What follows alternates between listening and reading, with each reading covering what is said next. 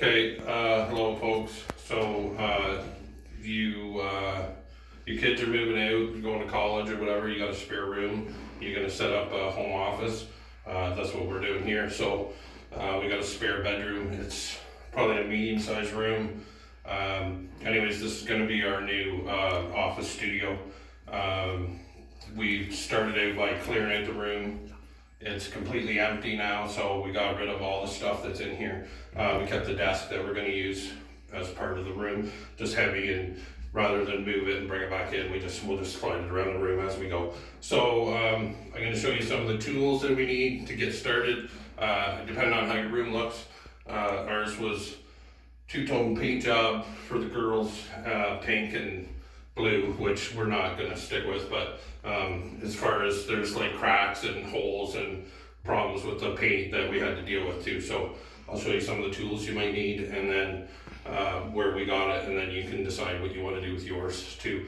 If you look up at the ceiling, there was a little crack there, so we did a patch job on that. The Bondo's on it drying, so once we get the Bondo to dry, which takes about 24 hours, we'll sand that all up and then it'll be ready to paint. So ceiling paint will be one of the jobs, and then again with the walls. So if you want to look at some of the tools we had to get to start this job out, so you need a scraper first off.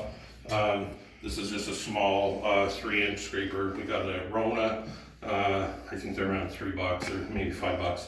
It's a metal one. You can get plastic ones, but get a metal one. They work way better and it'll last you a long time for any other jobs and stuff. So you can use it as a putty knife as well. It's got an angle on it, but usually the putty knives are more straight, but you can use this for that as well. So it just works real good to get any, if you got paint that's furled up or starting to crack, you just scrape around that and get that all off. You want none of that left, none of the little flakes. So you clean that all up, and then you can Bondo from there. So we bought, you can get pre-mixed Bondo where you add water and powder and then you stir it, or you can just buy it ready-made. For these simple jobs, this is the best way to go. This one's a dust away product, so it's less dust. So it's pre-mixed in the box. Just crack the lid and then just stir it, just get it a little worked in, and then you're ready to go. So take your small scraper. We bought a large putty knife. You don't want to use this one to scrape your putty onto the wall, just because it's small and it'll leave grooves everywhere, and you don't want that because it's just way more sanding and work. So get yourself an 8-inch knife, putty knife. This is what we got. Again, it's metal too. They're probably a little more money, like $15 or $20, but again, it'll last forever. So so once you crack your Bondo, use your small knife and put it onto your big knife with your small knife. You just gob it on there like a big gob on there. Then you can use the big knife to spread it, and you'll get much smoother lines with it and less little like lines and grooves in it. You can use the small one for like corners or spots where you need to get in a little smaller and maybe around the window. It'll work good for there, but mostly you want this big knife to do them jobs. Also,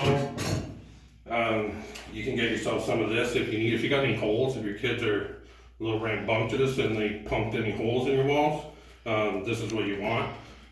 Fortunately, we didn't have any holes in our walls, but I picked it up anyways. It's like a couple dollars, and it's good for other jobs around the house too. It's self-adhesive. You can buy it just in a paper roll, but it's a pain in the ass if it's paper because it's really hard to stick it.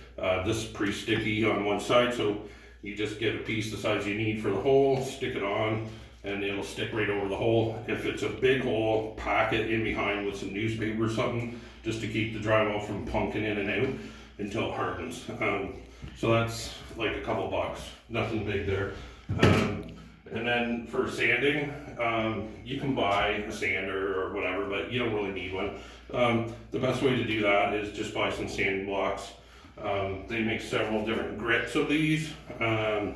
We've got, so our regular one, our first one's 80 grit, just like sandpaper. It's got a sponge inside, it works really well. So you just take it out of the plastic, sand basically the heavy stuff off with that. There's a medium green, we got double in those because that's probably the main one you're going to use. And then there's a finishing one too if you want to get the paint really good. So those are those. They're probably $5 a piece, I think, somewhere in that area. So then you need paint and brushes and rollers or whatever. I think we spent like maybe $60 on everything from Rona. So that was for that stuff there. Now obviously the paint and everything's going to be extra. So this is the first step we're doing in the room for the home office and the studio. We will continue to put on more videos as we progress through the job. I've already scraped the walls and put the Bondo on. If you want to, you can kind of look around the room and see that the first coat's on everywhere. And then it's 24 hours for it to dry, and then you can go back the next day and sand it. And then touch-ups, if you need any touch-ups in the Bondo, you can, that's when you do that spot. And then again, you'd have to let it dry again if you did do that, and then you'd be ready to go on for paint from there. So I got a big mess in here to clean up, and again, we'll just be back tomorrow to get started on the next step.